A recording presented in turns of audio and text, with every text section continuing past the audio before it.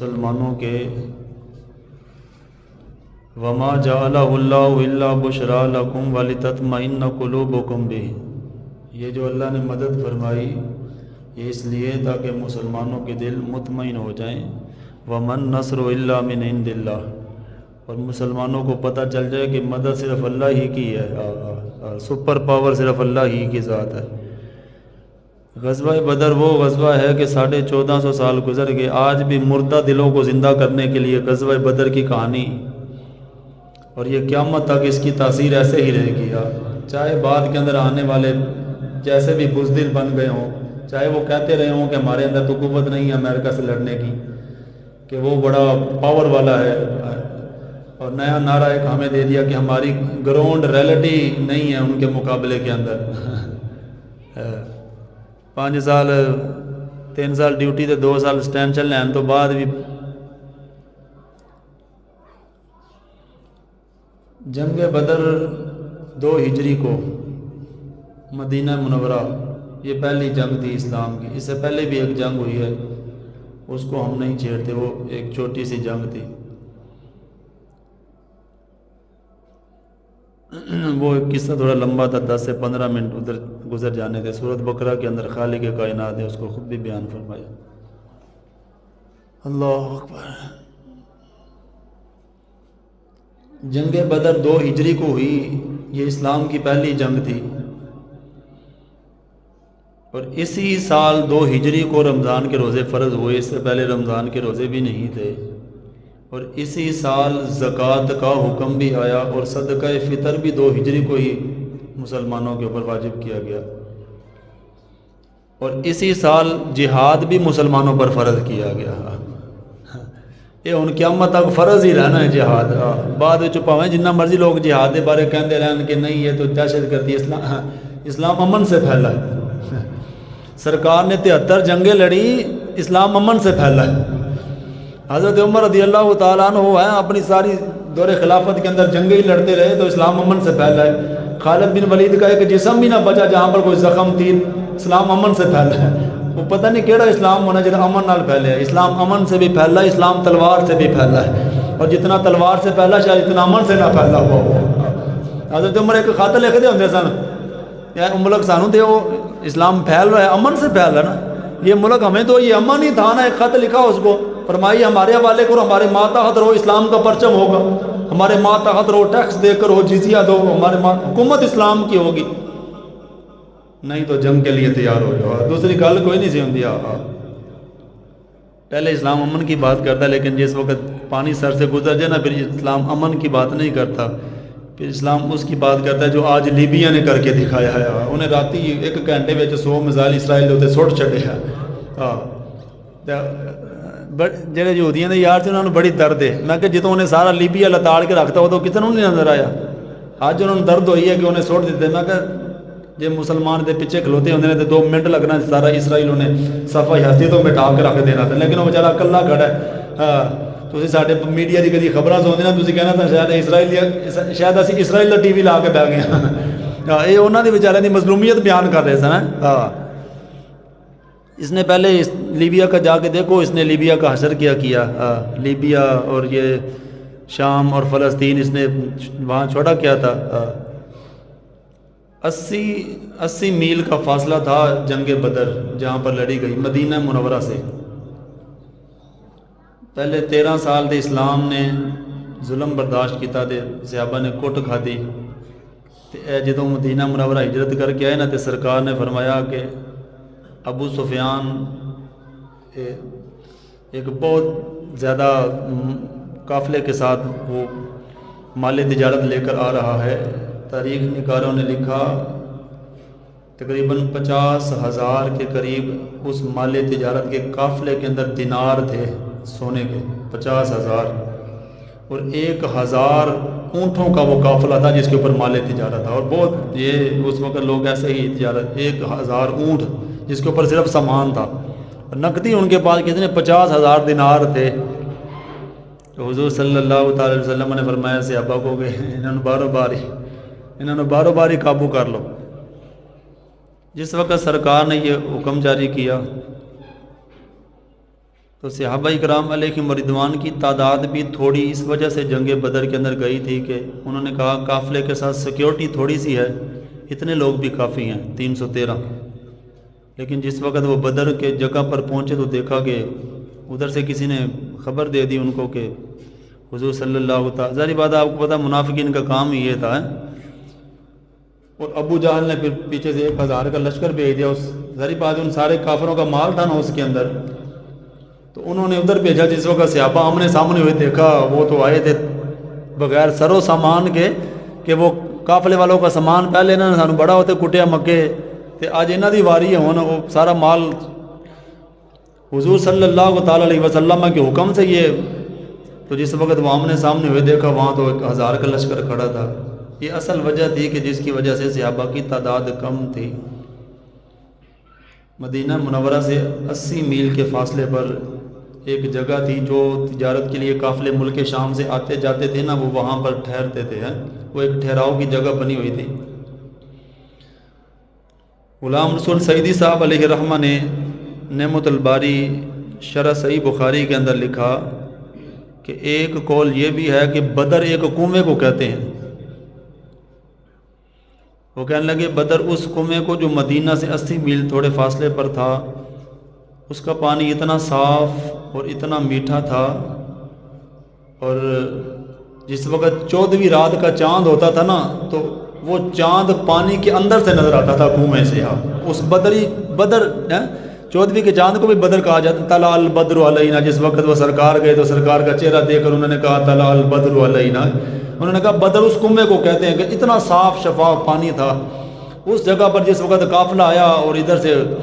مسلمانوں کا قافلہ بھی پہنچ گیا، جس وقت آمنے سامنے ہوئے دیکھا کہ وہ تو اب ظاہر سی بات ہے جس وقت قافلہ آمنے سامنے ہو گیا، اللہ اکبر، جس وقت قافلہ آمنے سامنے ہوا اس قافلے کے درمیان اور مسلمانوں کے قافلے کے درمیان میں نا تھوڑا سا فاصلہ تھا، تو ابو جہل کافراں دا جڑا سردار سی نا انہیں حضرت عمیر نو بھیجیا، بعد میں وہ مسلمان ہو گئے تھے۔ حضرت عمیر کو بھیجا اس نے کہ جاؤ مسلمانوں کی تعداد کو چیک کرو۔ وہ آئے تو انہوں نے جا کر کہا کہ اتنے لوگ ہوں گے کہ 3 اونٹ ذبح کر کے کھا سکتے ہیں۔ تو ظاہر سی بات ہے وہ لوگ بڑے دانا تھے اور انہوں نے بھیجا بھی عمیر کو تھا جو دانا تھے، یعنی انہوں نے کہا کہ 300 بندے ہوں گے، اور دیکھ لو 313 ہی تھے۔ کیسا ان کا آئیڈیا تھا، گنے بھی نہیں، انہوں نے کہا 3 اونٹ ذبح کر کے کھا لیں گے، اتنے لوگ ہوں گے جو لڑنے کے لیے آئے مسلمانوں کے لشکر کے اندر۔ اور اس نے کہا، ابو جہل نے اس کو کہا کہ پھر تو لڑنے کی ضرورت ہی نہیں ہے، اس طرح کرو رسیاں شیسیاں کٹھیاں کرو تو ہم ان کو قیدی بنائیں گے اور صبح ان کو مدینہ منورہ لے جائیں گے۔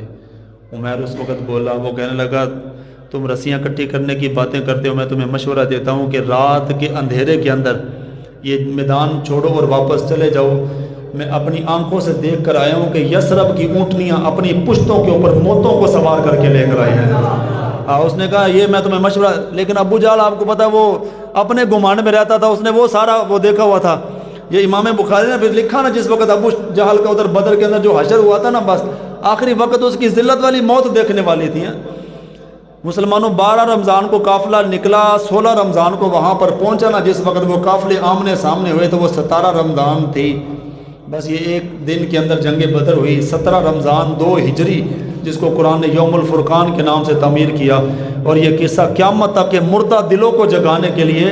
کہ جہاد کے اندر اللہ تعالیٰ کیسے مدد فرماتا ہے۔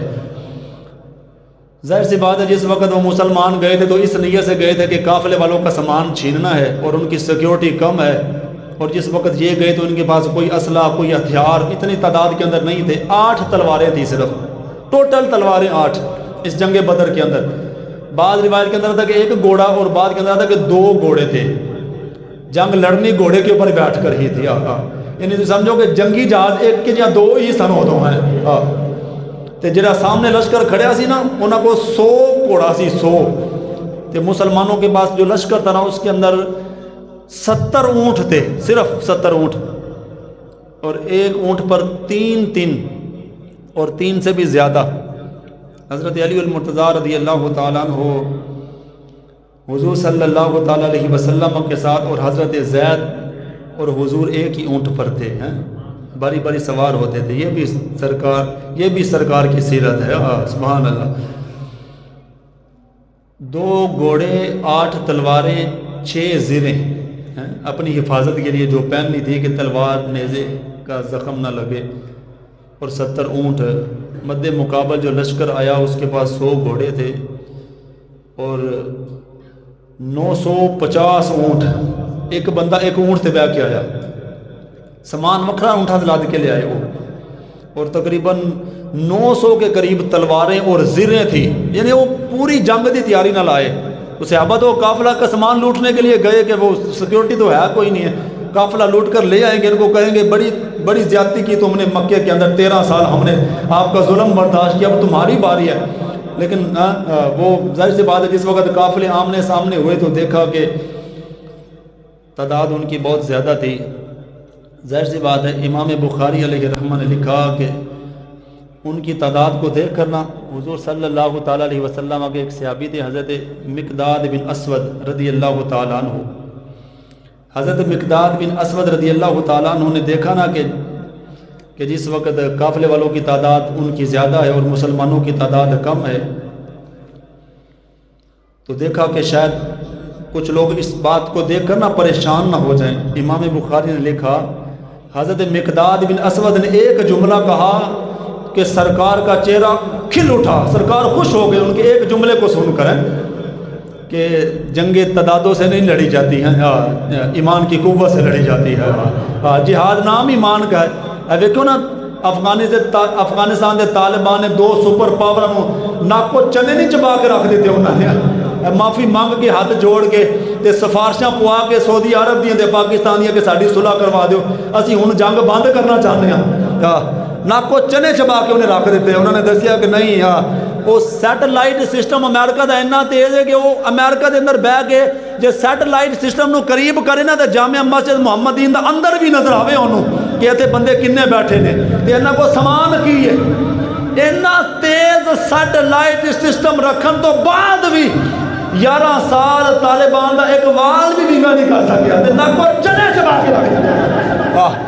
اے ایمان دی قوت نہ لڑیا جاندہ ہے. ساری گل ایمان دی قوت انہاں کو ہے سی نا. یہ تو نہیں نا تھوڑے ہیں جویں ساڈے ہیں جنہاں اسی جہاد دے واسطے مامور کیتا، انہاں نوں بندہ ویکھ کے کہندا ہے اے بھی جہاد کرن گے کہ جنہاں نوں نماز روزہ قرآن دا پتہ ہی انہاں دی زندگی مختلف ہے ساڈے نال. جڑے انہاں دے اندر رہندے انہاں نوں پتہ وہ کیڑی زندگی گزار رہے ہیں.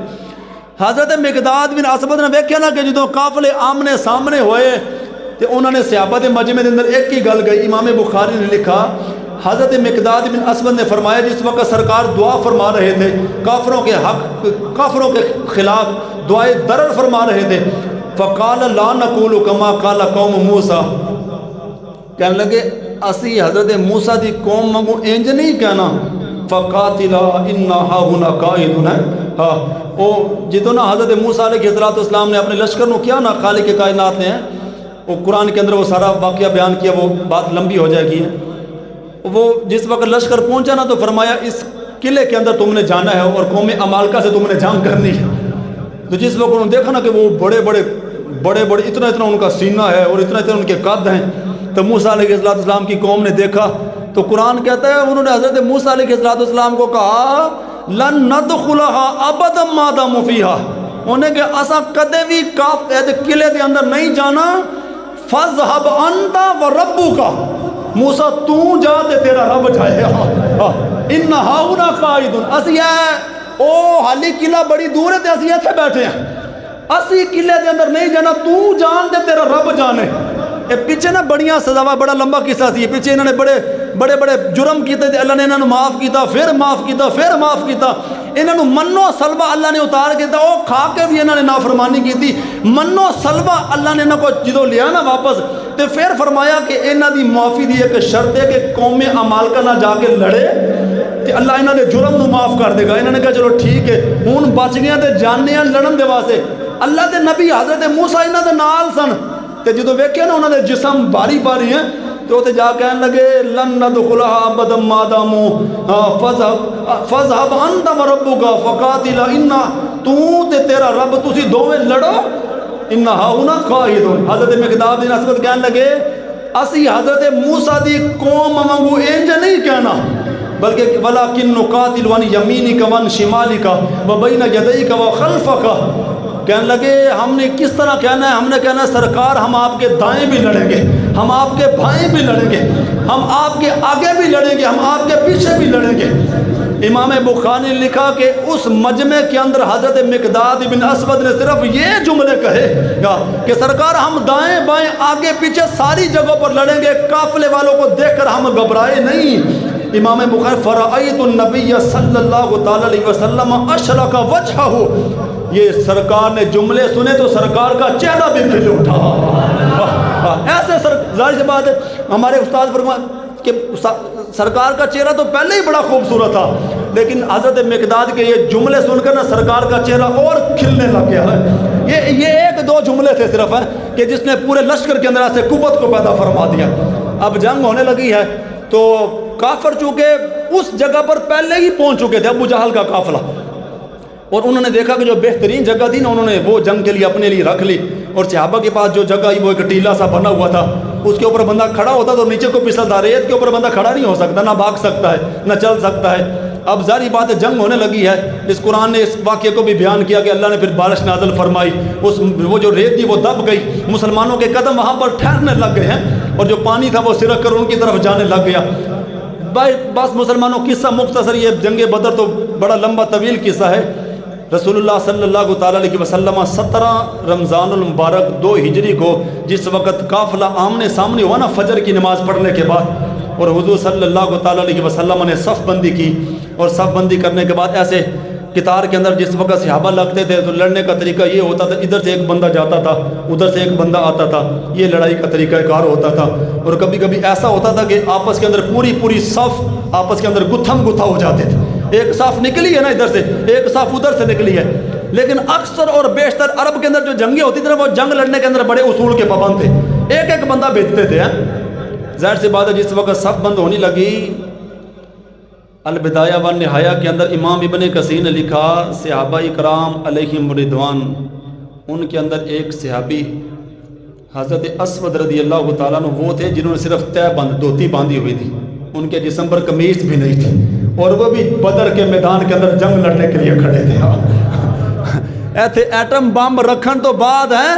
تے دنیا دا جدید میزائل نظام رکھن تو بعد بھی ہے,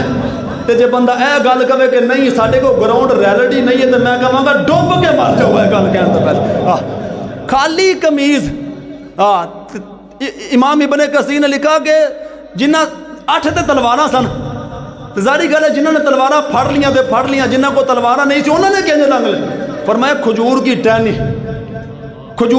ٹہنی انہوں نے پکڑی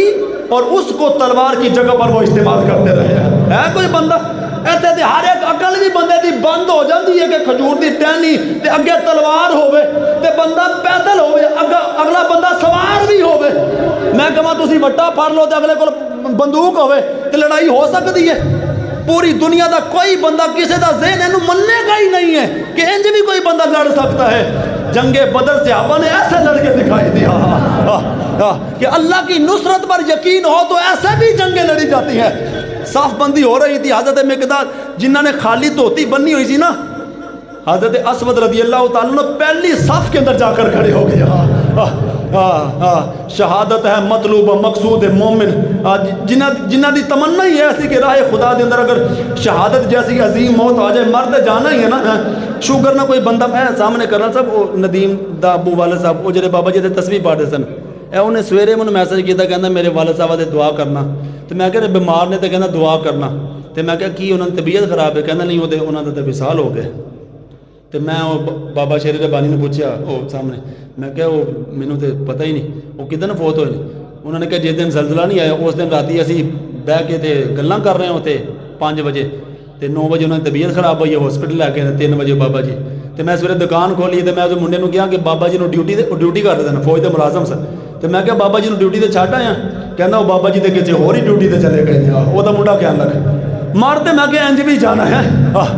انج بھی موت آئی جانی. کسی نے شوگر نہ ہے انسولین دے انجیکشن لاندے کسی نے مر جانا ہے, کسی نے بلڈ پریشر دیا دوائیاں کھاندے مر جانا ہے. یہ شہادت جیسی اللہ عظیم موت نصیب فرمائے تو اس سے بہتر بات کیا ہو سکتی ہے۔ اور جنہاں دی کمیز بھی نہیں سی وہ پہلی صف دے اندر جا کر کھڑے ہو گئے تے سرکار دے کول ایک کھجور دی ٹہنی سی تے حضور صلی اللہ تعالی علیہ وسلم نا صفا نو درست فرما رہے سن۔ تو جس وقت حضور نے صفا نو درست فرمایا نا تے ایسے حضور نے چھڑی لگائی، وہ حضرت مقداد نا صف سے تھوڑا سا آگے نکلے ہوئے تھے، سرکار نے چھڑی لگائی کہ اسود پیچھے ہو جاؤ، تو استوے یا سواد فرمایا صف برابر کرو۔ انہوں نے چھڑی لگائی نا، جس وقت صفے درست ہو گئی ہیں، جنگ شروع ہونے لگی نا، تو حضرت سواد رضی اللہ، یہ حدیث پاک لمبی ہے، میں یہ صرف صحابہ اکرام علیہم رضوان کی وہ عقیدت اور وہ محبت جو اپنے آقا مولا صلی اللہ اور جس محبت پر وہ مان کرتے تھے، سب سے بڑی بات ہے صحابی ہونا کہ بعد کے اندر کوئی غوث کتب ولی بھی ہو صحابہ کی گرد راہ کو بھی نہیں پہنچ سکتا،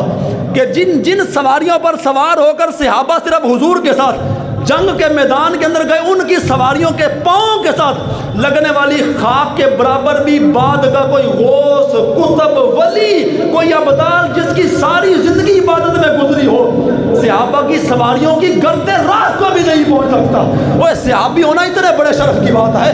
لیکن صحابہ کو کسی بات پر مان نہیں تھا۔ جس وقت صاف بند ہوئی، بالکل جنگ ہونے لگی ہے، تو حضرت سواد بول پڑے، وہ کہنے لگے یا رسول اللہ، آپ نے حقوق اللہ کا بھی درس ہمیں دیا ہے اور حقوق العباد کا بھی درس دیا ہے، اور حقوق العباد میں سے میرا ایک حق ہے جو آپ کے ذمہ پر باقی ہے، میں اس حق کو لینا چاہتا ہوں۔ سارے صحابہ نے دیکھا ادھر سے جنگ لڑنے لگی ہے، اور حضرت سواد نے اپنا ایک واقعہ بیان کرنا شروع کر دیا ہے۔ حضور نے فرمایا کیا حق ہے تمہارا سواد؟ حضرت سواد بولے، فرمانے لگے حضور آپ نے مجھے چھڑی لگائی ہے، یہ میرا حق ہے اور میں اس کا بدلہ لینا چاہتا ہوں۔ یہ بات انہوں نے کی تو حضرت عمر جو پاس کھڑے تھے، ظاہر بات ہے عمر ہے تو یہ تو بات برداشت نہیں کر سکتے حضرت عمر، ایسے دیکھا نا عمر کا، اور عمر کا جلال بھی وہ تھا، عمر دیکھتے تو شیطان بھی اپنا راستہ بدل کر نکل جاتا تھا، ایسے دیکھا نا حضرت سواد کو، فرمایا سواد یہ کیا کہہ رہے ہو؟ تو حضور صلی اللہ علیہ وسلم نے فرمایا عمر خاموش ہو جاؤ۔ سواد کیا حق ہے؟ فرمایا حضور آپ نے چھڑی لگائی ہے، میں بدلہ لینا چاہتا ہوں۔ حضور نے اپنی چھڑی حضرت سواد کو پیش کر دی، فرمایا یہ لو اپنا بدلہ لے لو، یہ بھی حقوق والی بات ہے۔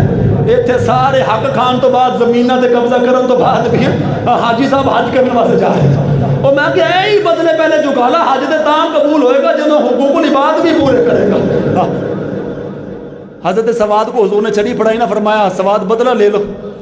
اور اسلام ہمارا یہی کہتا ہے کہ جس کیفیت کے اندر جس بندے کا جو حق ہوگا نا، اسی کیفیت سے اس کو وہ حق چکانا پڑے گا۔ حضور نے تو چھڑی لگا کر صاف سیدھی کی تھی، جس وقت حضور نے چھڑی پکڑائی تو صحابہ کے تو برداشت کے اندر یہ بات نہ رہی نا۔ اگلی جو بات حضرت سواد نے کہی نا، تو وہ حضرت عمر نے سنی تو بات اور برداشت سے باہر ہوگی۔ حضرت سواد کہنے لگے حضور جس وقت آپ نے چھڑی لگائی میرے بدن پر قمیض نہیں تھی، میرے بدن پر میں نے حق تو لینا ہے، لیکن آپ بھی اپنی قمیض اتارے پھر حق لوگ۔ البدایہ و نہایہ کے اندر امام ابن کثیر نے لکھا کہ رسول اللہ صلی اللہ تعالی بالکل صف بن چکی ہے، لشکر آمنے سامنے ہو چکے ہیں، رسول اللہ نے اپنی قمیص مبارک اتاری، فرمایا سواد یہ لو اپنا حق، تم لینا چاہتے ہو تو یہ لو اپنا حق لے لو۔ جس وقت یہ بات کہی نا، تو اس وقت جو برداشت حضرت عمر کی تھی نا، یہ حضرت عمر نے صرف حضور کی وجہ سے برداشت کیا۔ البدایہ و نہایہ کے اندر لکھا امام ابن کثیر نے کہ جس وقت سرکار نے اپنی قمیص مبارک اتاری نا، تو حضرت سواد نے کیا کیا، وہ چھڑی تو زمین پر رکھی تو سرکار کے بدن سے ایسے لپٹے، اور سرکار کی جو مہر نبوت تھی نا اس کو حضرت سواد چومنے لگے، اور آخری الفاظ جو حضرت سواد نے کہے نا، کہنے لگے ان یمس جلدی جلدک، حضور میں کون ہوتا ہوں آپ سے بدلہ لینے والا؟ میری تو یہ تمنا تھی کہ شاید اس بدر کے میدان کے اندر آج میں شہید ہو جاؤں، میں چاہتا تھا کہ میرا جلدی جلدہ کا میرا جسم آپ کے جسم سے لگ جائے، میری بخشش کا ذریعہ بن جائے گا۔ صحابہ کو ان باتوں پر بھی مان تھا کہ بدر کے میدان کے، ظاہر بات ہے ہمارا دین تو کہتا ہے شہید تو وہ ہوتا ہے راہ خدا کے اندر ابھی اس کے جسم سے خون کا قطرہ زمین پر گرتا نہیں، ادھر سے رب کا دیدار بھی ہو رہا ہوتا ہے، ادھر سے جنت کا نظارہ بھی شہید دیکھ رہا ہوتا ہے، یہ بھی ہے شہید کے لیے مان۔ لیکن حضرت سواد نہ صحابی ہونے پر مان کیا، نہ شہادت کی موت پر مان کیا، فرمایا حضور آپ کے جسم سے میرا جسم لگ جائے اس بات پر بھی مجھے بڑا مان ہے۔ یہ بھی تھا مسلمانوں، آگے تو منظر ہی بڑا عجیب تھا، ادھر بھتیجا کھڑا، سامنے چاچا کھڑا تھا، یہ تو منظر ہی جنگ بدر کا بڑا عجیب تھا۔ ਇੱਥੇ ਤੇ ਕਾਫਰਾਂ ਨਾਲ ਲੜਨ ਦੇ ਵਕਤ ਵੀ ਸਾਨੂੰ ਇਹ ਕਹਾਣੀ ਤੇ ਕਿੱਸਾ ਤੇ ਲਾਲੀ ਪਾਪ ਦੇ ਦਿੱਤਾ ਜਾਂਦਾ ਹੈ ਕਿ ਨਹੀਂ, ਸਾਡੇ को ग्राउंड रियलिटी कोई नहीं है, हालात साजगार नहीं है, मुल्क की माइशत तबाह हो रही है, ना हम कश्मीर के लिए लड़ सकते हैं, ना हम बर्मियों के लिए लड़ सकते हैं, ना शाम के लिए लड़ सकते हैं। रमज़ान के अंदर भी फ़लस्तीन तेरे और मेरे पहले किबला की हिफाजत के लिए तने तनहा सीनों पर गोलियां खा रहे हैं, और उनकी ख़वातीन, उनकी बच्ची, उनकी हमें तो ये लॉलीपॉप दे दिया जाता है कि नहीं, हमारे पास तो ताकत ही कोई नहीं है। ये देख, ये कुरान जिसको यौमुल फुरकान कह रहा है, फतह का दिन जिसको कुरान कह रहा है, कि बेसर व समान भी सहाबा ने जंग बदर लड़ी थी। ऐसे जिस वक्त वो जंग आमने सामने हुई ना, मुसलमानों जाहिर सी बात है, इधर से सरकार ने काफिला रवाना किया ना कि उधर से उनका सामान छीन लो, कि इन्होंने 13 साल बड़ा जुल्म किया है। हाँ, बड़ा इन्होंने जुल्म किया। हज़रत बिलाल हबशी को भी इन्होंने बड़ी, उमैया बिन खलफ, आप उनके ग़ुलाम थे ना हज़रत बिलाल हबशी, वो मक्के की गलियों के अंदर आपको घसीटता था, ये तो सारा वाक़या आपको पता है ना। लेकिन जंग बदर के अंदर फिर हज़रत बिलाल ने उमैया बिन हलफ की फैंटी भी वहाँ पर बड़ी लगाई थी, इन्हें नीवा नीवा होके विचों निकलने लगा सी, तो हज़रत बिलाल ने वेख लिया, विखाया तो रब ने ही जिना होता, हज़रत किसी और की नज़र नहीं पड़ी, ये नीमा नीमा होके निकलने लगा। हज़रत अब्दुर्रहमान बिन औफ जो सहाबी थे और जो मुसलमानों के लश्कर के अंदर खड़े थे, उमैया बिन खलफ की और हज़रत अब्दुर्रहमान बिन औफ की बड़ी यारी थी। उस दिन हज़रत अब्दुर्रहमान बिन औफ ने कहा कि उमैया बिन खलफ को मैं बचा देता हूँ, वो उनको पकड़ करना चोरी चोरी वो करे कि तू भाग जाए। उधर से हज़रत बिलाल ने देखा कि वो भाग रहा है काफिले से निकल कर,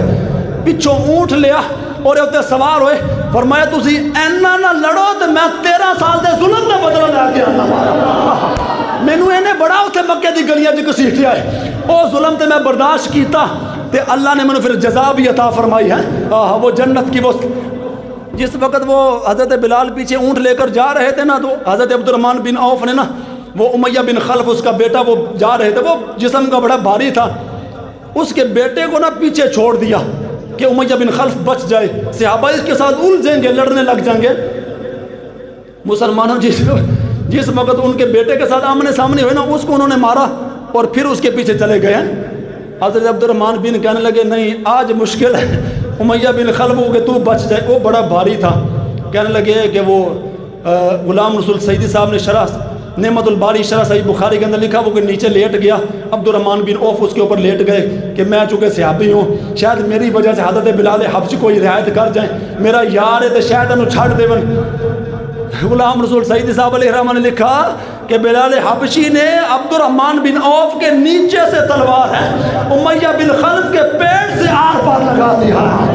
फरमाया तू सिर्फ मक्के दी गलियां च घसीटदा सा ते उदों सानू जिहाद दा हुक्म नहीं सी आया, जिहाद फर्ज नहीं सी होया, अज जिहाद फर्ज होया, वेखी मैं बदला लैंदा किवें तेरे नाल। जो जंग शुरू होने लगी ना, तो चूंकि सरकार ने कहा था कि इनका वो जो जुल्म इसने किया था ना, सरकार ने फरमाया आज बदला लेना है, चूंकि जिहाद आ चुका है, पहले एक पंगा लेंदे सन रोज़न, आज साडी वारी है। क्योंकि जिस वक्त सरकार ने वो काफिला रवाना किया ना, इमाम बुखारी ने लिखा कि हुजूर सल्लल्लाहु तआला अलैहि वसल्लम ने हज़रत मौला कायनात रज़ी अल्लाह तआला, हज़रत अबू मरसद गनमी और हज़रत ज़ुबैर, सरकार ने इन 3 सहाबा को फरमाया कि इस तरह करो, रौदा खाक एक जगह का नाम था, फरमाया वहाँ पर चले जाओ। हज़रत मौला कायनात के साथ 2 और सहाबा को भेजा, फरमाया रौदा खाक पर ना एक खातून है जो ख़त लेकर, ये बाबा जी रिवायत बड़ी सुनाया करते थे, ये जंग बदर के हवाले से थी ये रिवायत। वो बाबा जी इसका जाहिर सी बात है, बाबा जी की अपनी ज़ुबान की तासीर थी, उस्ताद जिस वक्त ये बात सुनाते थे ना, बस मौला कायनात को इमाम बुखारी ने लिखा, हज़रत मिक़दाद, हज़रत मरसद और हज़रत ज़ुबैर रज़ी अल्लाह, सरकार ने फरमाया कि हत्ता ततु रौदत खाकिन फ़इन्न बिहा इम्रअतन मिनल मुशरिकीन माहा किताबुन मिन हातिब इलल मुशरिकीन। फरमाया हातिब बिन अबी बल्दा, इन्होंने एक ख़त लिखा है मुशरिकीन को कि सरकार ने तुम्हारे काफ़िले को लूटने के लिए यहाँ से एक काफ़िला रवाना किया है, और वो खातून उस ख़त को लेकर हैं, वो फरमाया रौदा खाक एक जगह का नाम है, वहाँ पर जा रही है। فرمایا جاؤ اسے وہ خط لے آؤ اس سے پہلے کہ وہ خط مشرکین تک پہنچے۔ حضرت علی المرتضیٰ رضی اللہ تعالیٰ عنہ نے اونٹ پر ایڑی لگائی اور وہاں پر پہنچ کے فرمانے لگے جس جگہ کا سرکار نے فرمایا پہاڑ کی اوڑ کے اندر رودہ خاک،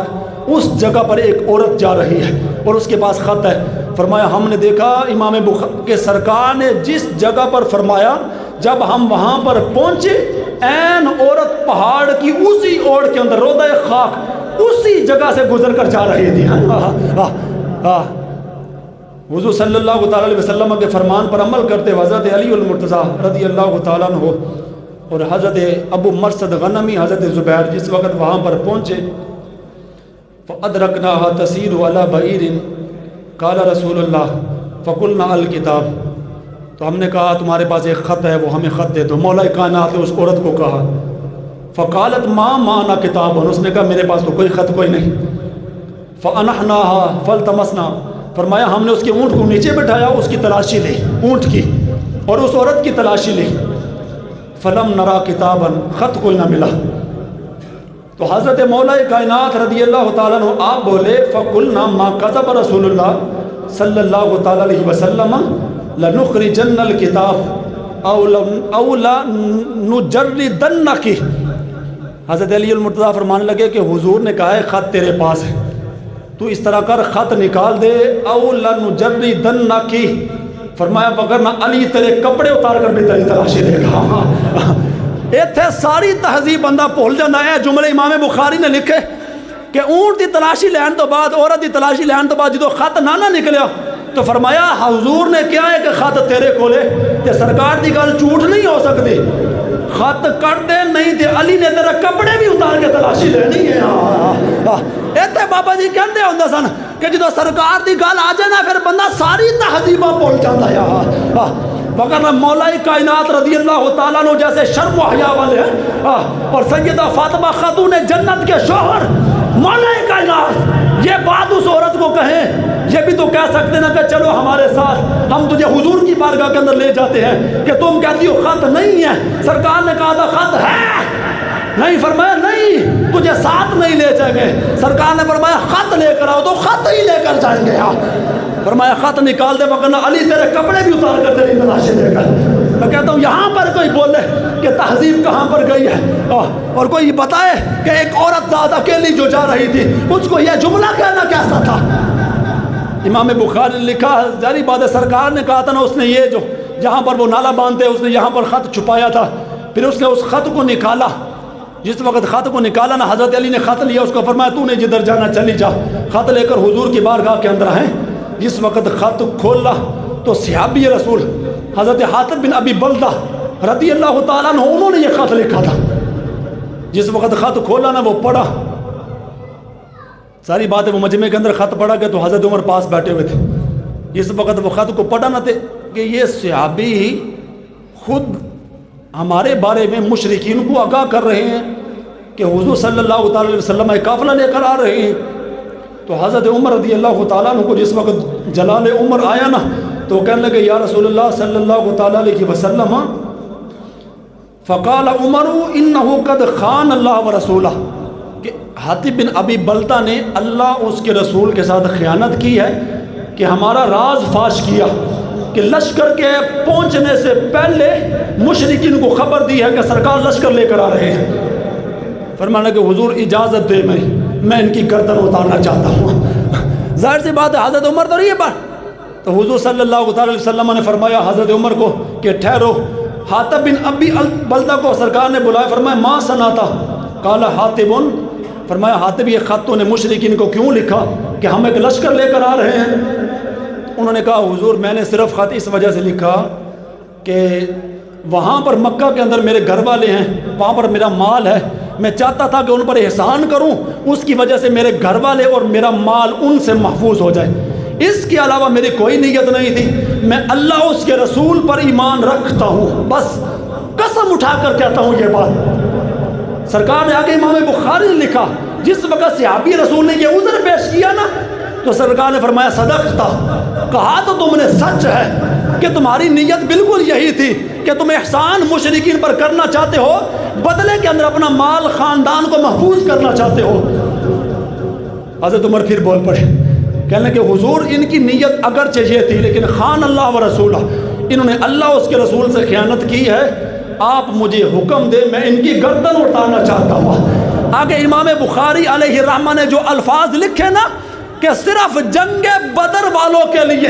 ہمارے آقا مولا صلی اللہ تعالیٰ علیہ وسلم کتنی بڑی بشارت فرمایا، لعل اللہ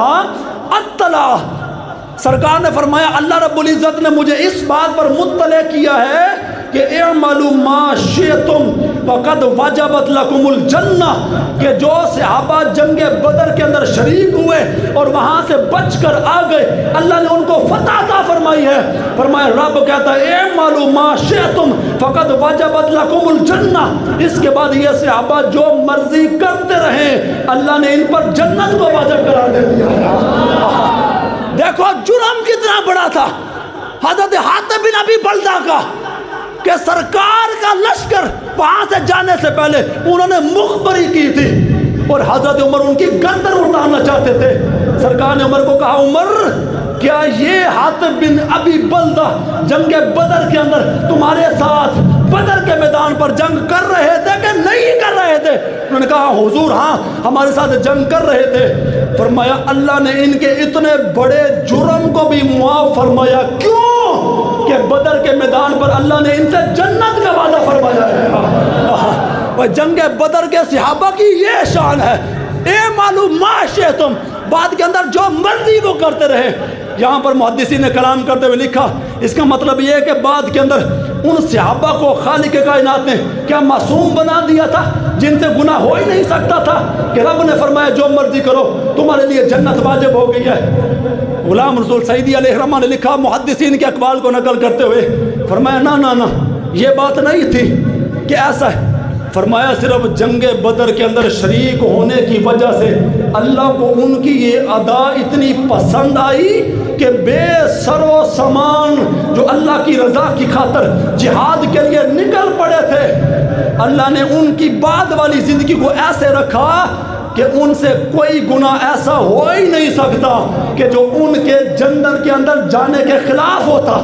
اگرچہ وہ جرم حضرت مسلمانوں یہ جنگ بدر کے اندر جو شریک ہونے والے جو صحابہ تھے نا، یہ ان کی شان اور فضیلت تھی۔ آج کا مسلمان یہ سمجھتا ہوگا کہ شاید یہ تو شان جنگ بدر والوں کے صحابہ کے لیے تھی، ایسا نہیں ہے مسلمانوں۔ جو آج بھی راہ خدا کے اندر جہاد کے لیے نکلے گا اللہ ان کو بھی یہی شان عطا فرمائے گا۔ امام بخاری علیہ الرحمہ نے لکھا کہ اسی جنگ بدر کے اندر جنگ کرتے وقت حضور صلی اللہ تعالیٰ علیہ وسلم کے ایک صحابی تھے حضرت حارثہ بن سراقہ الانصاری رضی اللہ تعالیٰ، بالکل آپ کی عمر مبارک بھی تھوڑی تھی۔ امام بخاری نے لکھا کہ حضرت حارثہ بن سراقہ الانصاری جنگ بدر کے اندر ان کو پیاس محسوس ہوئی، وہ پانی کی تلاش کے اندر نکلے، ایک جگہ پر پانی جمع ہوا تھا، وہ وہاں پر پانی پینے کے لیے جس وقت وہاں پر رکے نا، تو جو کافروں کا سردار تھا نا حباب بن عرفہ، اس نے تیر چلایا اور حضرت حارثہ بن سراقہ الانصاری آپ کو وہ تیر لگا، آپ اسی جگہ پر شہید ہو گئے۔ جنگ بدر کے شہیدوں میں سے سب سے پہلے شہید یہ نوجوان حضرت سراقہ ہیں رضی اللہ تعالیٰ عنہ تھے۔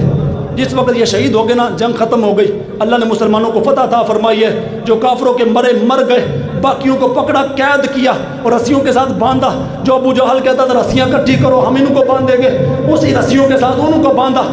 جس وقت اپنے شہداء کی لاشوں کو جمع کیا جانے لگا نا، تو جس وقت حضرت حارثہ رضی اللہ تعالیٰ عنہ آپ کے جسم مبارک کو لائے گئے نا، امام بخاری نے لکھا ادھر سے جو شہداء آئے تو ان کے گھر والے بھی پیچھے سے آئے آخری دیدار کرنے کے لیے شہداء کا۔ پہلی اسلام کی جنگ تھی اور پہلے اسلام کے شہداء تھے جو اللہ کی راہ کے اندر جہاد کرتے ہوئے شہید ہوئے تھے۔ آپ کی والدہ نے آ کر کہا یا رسول اللہ قد عرفت منزلۃ حارثہ منزی، آپ جانتے ہیں کہ میں ماں ہوں، میرا جوان بچہ تھا، قد منزلۃ منی، میں ان سے محبت کتنی کرتی تھی، آپ میری اور میرے بیٹے کی محبت کو بخوبی جانتے ہیں، لیکن میرا بیٹا شہید ہو چکا ہے۔ فرمایا فَإِن يَكُ فِي الْجَنَّةِ أَصْبِرُ وَأَحْتَسِبُ، اگر جو اللہ نے اس شہادت کے بدلے میرے بیٹے کو جنت عطا فرمائی ہے تو میں اصبرو، میں صبر کرتی ہوں، احتسبو، اور اللہ سے میں ثواب کی امید رکھتی ہوں۔ وَإِن تَقُ الْأُخْرَى نَرَى مَا أَصْنَعُ، اگر ایسا نہیں ہے تو پھر سرکار دیکھیں میں اپنے ساتھ کیا حشر کرتی ہوں۔ امام بخاری نے اپنی صحیح بخاری کے اندر اس روایت کو 3 جگہ پر لکھا، 3 سندوں کے ساتھ، اور ایک جگہ پر آپ نے لکھا اجتہدت بہ البکاء، آپ کی والدہ کہنے لگی کہ دیکھنا پھر میں کس طرح زار و قطار روتی ہوں، کس طرح میں رونے کے اندر اپنی آواز کو بلند کرتی ہوں۔ جس وقت آپ نے یہ باتیں کہی نا، ہمارے آقا مولا فرمایا وہی حقی او حبلتی، فرمایا آپ پر افسوس ہو کہ آپ حضرت حارثہ بن سراقہ کے بارے میں جنت کے سوال کر رہی ہیں۔ ہمارے آقا مولا صلی اللہ تعالیٰ علیہ وسلم نے فرمایا ہیا انہا جنان کثیر، اللہ نے ایک نہیں، اللہ نے بہت ساری جنتیں بنا رکھی ہیں، اللہ کی جنتیں بہت ہیں۔ ہمارے آقا مولا صلی اللہ تعالیٰ علیہ وسلم نے فرمایا وَإِنَّهُ فِي جَنَّةِ الْفِرْدَوْسِ، فرمایا جو جنت کا آخری مقام ہے نا، اللہ نے تیرے بیٹے کو جنت الفردوس عطا فرمائی ہے۔ یہ حضرت حارثہ بن سراقہ رضی اللہ تعالیٰ عنہ آپ کے لیے سرکار نے یہ جملے، میں یہاں پر صرف ایک ہی بات کہنا چاہتا ہوں، وقت کی قلت کی وجہ سے، یہ میرا موضوع نہیں ہے۔ پہلے تو یہ لوگ کہتے تھے کہ کوئی بخاری سے ہمیں روایت دکھاؤ کہ جس روایت کے اندر سرکار کا علم غیب بھی ثابت ہوتا ہو۔ میں کہنا چاہتا ہوں دونوں آنکھوں کو کھول کر دیکھو کہ امام بخاری نے لکھا ہے مرنے کے بعد بندہ قبر میں جائے گا، پھر حشر کا میدان سجے گا، سب سے پہلے سرکار جنت میں جائیں گے، اس کے بعد انبیاء جائیں گے، پھر صدیق اکبر جائیں گے، پھر فاروق اعظم جائیں گے، پھر عثمان جائیں گے، پھر مولا کائنات جائیں گے، اور پھر بدر والے جنت کے اندر جائیں گے۔ اس کے بعد پتہ چلے گا کہ جنتی کون ہے۔ لیکن اللہ نے اپنے نبی کو اتنا علم غیب عطا فرمایا ہے، جنگ بدر کے اندر حضرت حارثہ بن سراقہ ابھی آپ کا جسم باہر پڑا ہے، ابھی غسل کفن، ابھی نماز جنازہ بھی نہیں ہوا ہے، سرکار نے فرمایا تیرے بیٹے کو تو اللہ نے جنت الفردوس عطا فرمائی ہے۔ اچھا یہ تے پتہ کی کہندا بابی؟ کہتا نہیں، حضرت جبریل امین نے آ کر ان کو بتایا تھا۔ کہنا نہیں حضرت جبریل، میں کہ اے بخاری دی روایت تو حضرت جبریل امین دا نام کڈنا ہے کہ اے دے وچ لکھیا ہوئے کہ حضرت جبریل امین نے آ کے دسیا سی کہ سرکار رب فرماندا ہے کہ حضرت حارثہ بن سراقہ کو اللہ نے جنت الفردوس کے اندر اعلیٰ مقام عطا فرمایا ہے۔ ایک لفظ بھی تو نہیں وکھا سکتا، میں اس تو علاوہ بھی تینوں روایتاں وکھا سکنا ہے کہ رات حالی ایک دن اگلے جنگ ہوئی 16 رمضان نو، سرکار نے اوتھے نشان لا کے فرمایا کہ صبح فلاں کافر ایتھے مرے گا، صبح فلاں کافر ایتھے مرے گا، صبح فلاں کافر ایتھے مرے گا۔ صحابہ کہنے لگے اسی سویرے اٹھ کے ویکھیا جنگ بدر جدو ختم ہوئی ہے نا، ایک کافر بھی سرکار دے لگائے ہوئے نشان تو 1 انچ بھی ادھر ادھر نہیں مریا۔ مسلمانوں بس آخری بات، وقت کی قلت کی وجہ تو یہ مردہ دلوں کو جگانے کے لیے صرف ایک جنگ بدر ہی کافی ہے، اور انہوں نے تو ضرور سنانی چاہیے جڑے کہندے سن ساڈے کو گراؤنڈ ریالٹی کوئی نہیں ہے تے ساڈی معیشت کوئی نہیں ہے، حالات سازگار کوئی نہیں ہے، وہ جنہ دے بدن دے اوتے قمیض بھی نہ ہوئے انہاں دی معیشت کیسی ہوئے گی، انہاں دے حالات کیسے سن۔ ابو جہل جیڑا بڑا تکبر کرتا سی نا تے جنوں بڑا مان سی، تے میں کہنا ابو جہل کائنات دا او لعنتی بندہ ہے کہ جیڑا روزانہ 5 ٹائم صبح دوپہر شام پیشی 5 ٹائم جنہیں سرکار دا چمکدا ہویا چہرہ ویکھیا تے پھر بھی کافر ہی مریا۔ اس تو بڑا بدبخت کائنات دا کوئی نہیں ہو سکتا۔ معجزے بھی ویکھے، اپوں کمکریاں نو کلمہ پڑھاندا سنیا بھی پھر بھی کافر ہی مریا۔ تے میں تے ایک ہی گل کہنا چاہنا وا کہ اللہ دے رسول اللہ شکر کریا کرو کہ 1450 سال تو بعد نہ ساڈیاں شکلاں انج دیاں سن، نہ ساڈے کوئی کرتوت انج دے سن، لیکن یہ اللہ دا صرف فضل تے کرم ہے کہ اللہ نے محمد عربی دی غلامی دا شرف عطا فرمایا۔ صرف اللہ اس گل تے آ کے بندے دی عقل بند ہو جاتی ہے کہ پنجو ٹائم سرکار دا چمکدا وہ چہرہ بندہ ویکھے تے پھر کافر مر جاوے تے ہووے بھی چاچا، لیکن جدو مریا نا ظاہر سی بات ہے جتنا اس کو گمان اور گمانڈ تھا اللہ نے اس کی موت بھی اتنی ذلت والی بنائی ہے۔ امام بخاری علیہ الرحمہ نے اپنی صحیح بخاری کے اندر لکھا کہ جس وقت جنگ بدر کی صفیں بن رہی تھی نا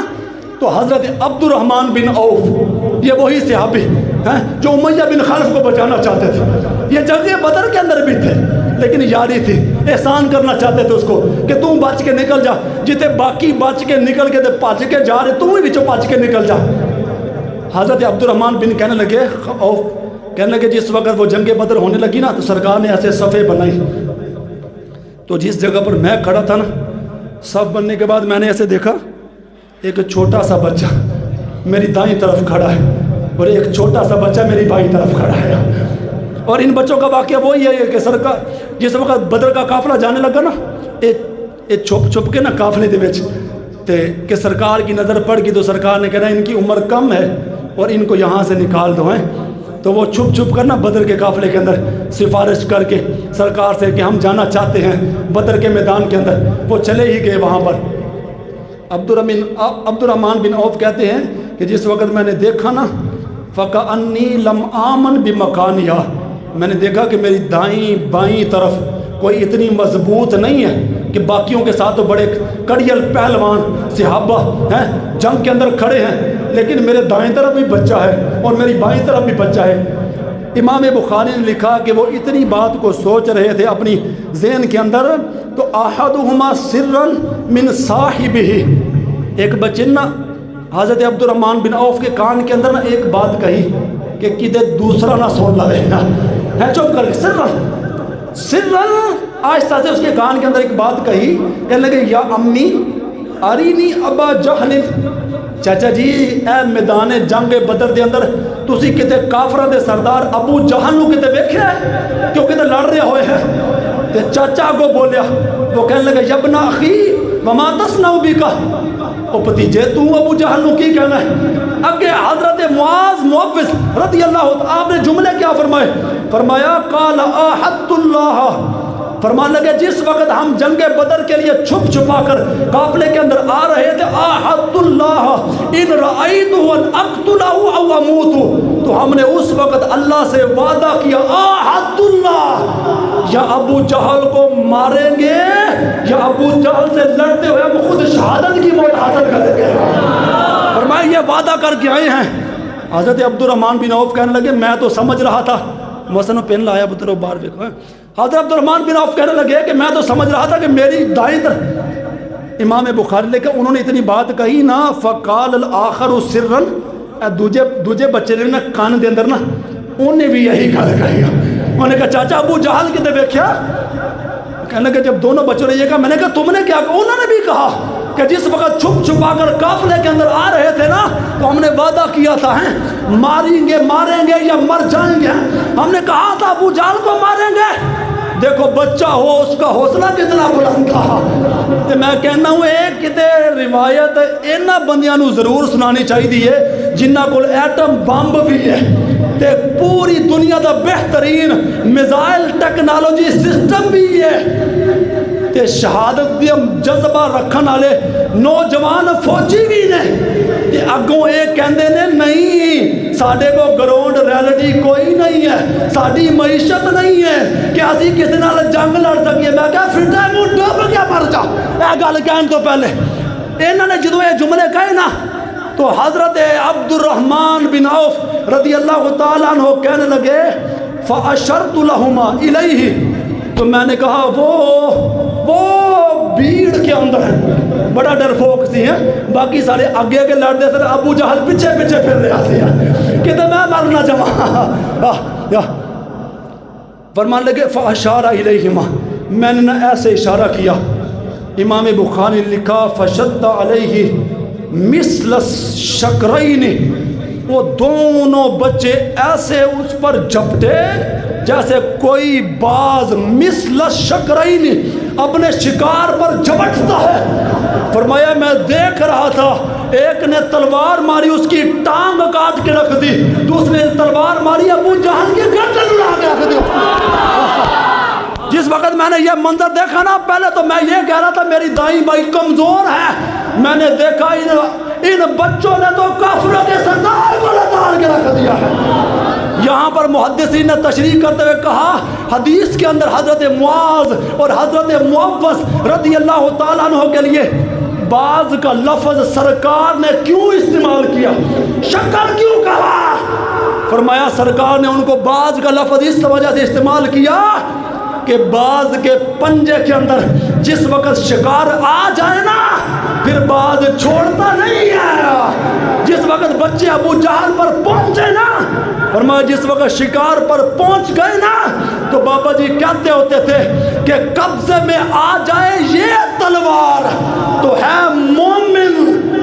یا خالد جانباز یا حیدر کرار۔ تلوار بندے مومن نے قبضے چاہے نا تو پھر بندہ ہوتا ہے یا حیدر کر یا خالد جانباز یا حیدر کرار۔ باسی قصہ مختصر، وقت ختم۔ آخری بات جس کو قرآن نے کہا، جو آیت کریمہ ہم نے خطبے کے اندر پڑھی ہے،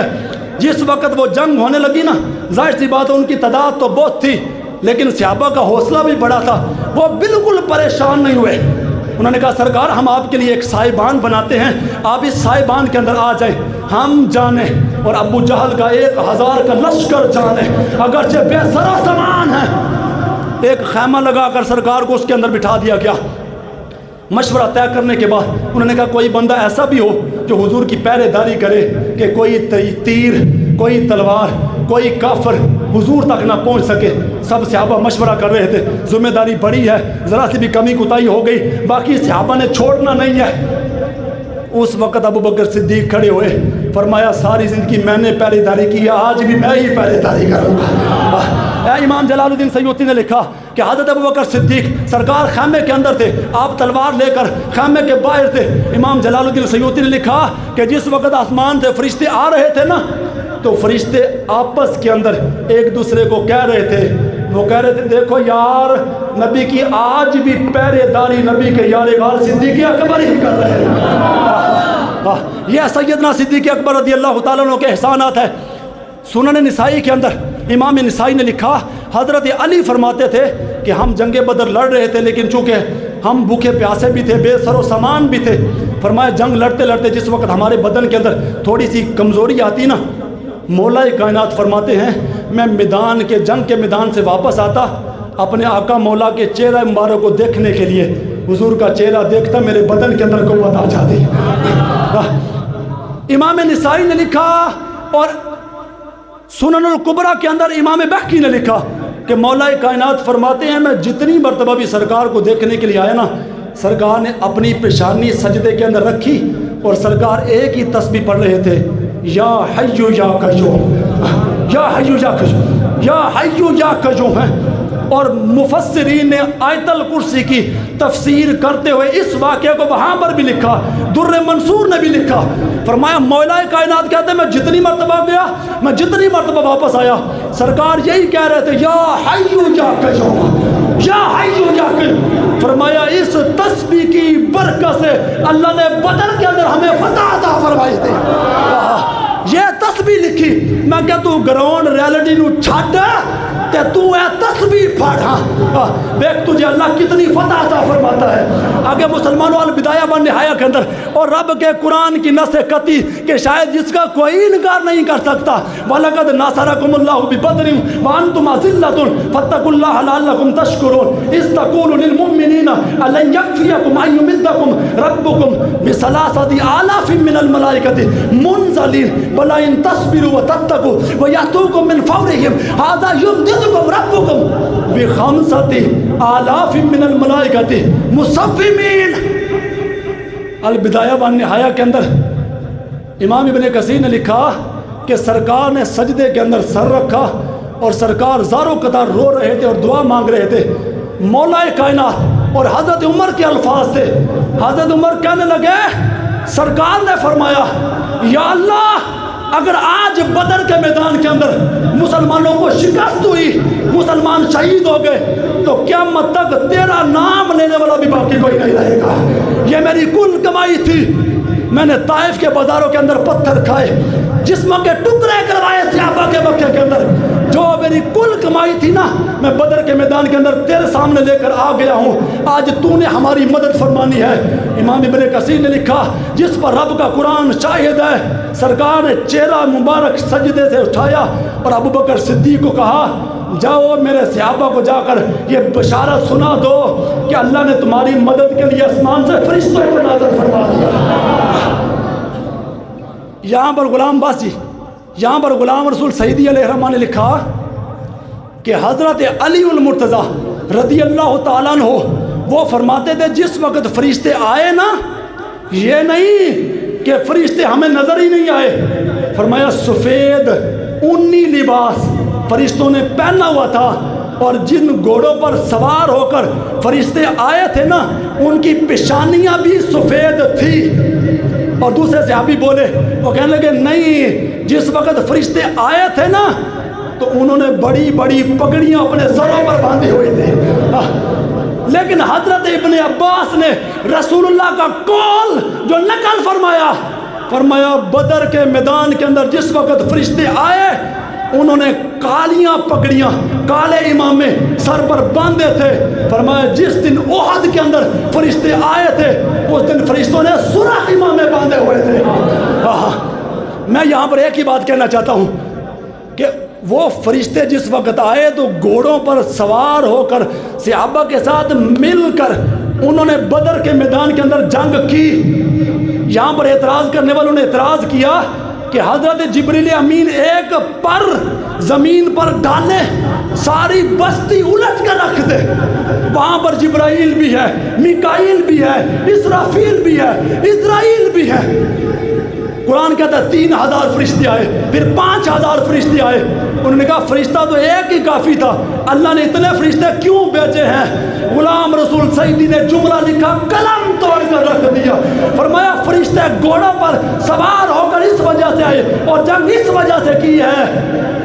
کہ لڑ فرشتے رہے تھے، قیامت تک بہادری کے قصے لوگ صحابہ کے سناتے رہے گا کہ صحابہ کی بات ہوتی رہی، وہ لڑتے تھے لیکن لڑ فرشتے رہے تھے۔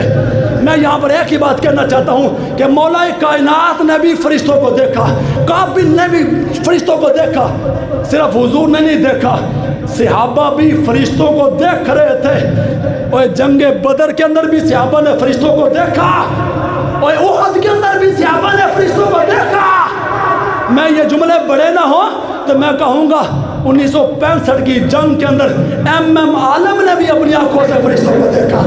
اور یہ جملے بڑے نہ ہو تو میں یہ کہنا چاہتا ہوں کہ 2017 کے اندر افغانستان کے طالبان نے بھی فرشتوں کو دیکھا، تبھی تو امریکہ معافی مانگ کر ہاتھ جوڑ کر وہاں سے بھاگا تھا۔ یہ جملے بڑے نہ ہوں تو میں یہ کہنا چاہتا ہوں 2018 ختم نبوت فیض آباد کا دھرنا، کہ جس وقت پولیس والوں نے کہا کہ بابا جی کے کنٹینر کے بالکل قریب پہنچ چکے تھے، بابا جی کو گرفتار کرنا چاہتے تھے، کوئی قوت ایسی تھی جو ہمیں پیچھے کو دھکیلتی تھی۔ جنگ بدر کے اندر بھی فرشتے نظر آئے، عالم نے بھی دیکھا ہے۔ اور 2018 کے دھرنے کے اندر فیض آباد کے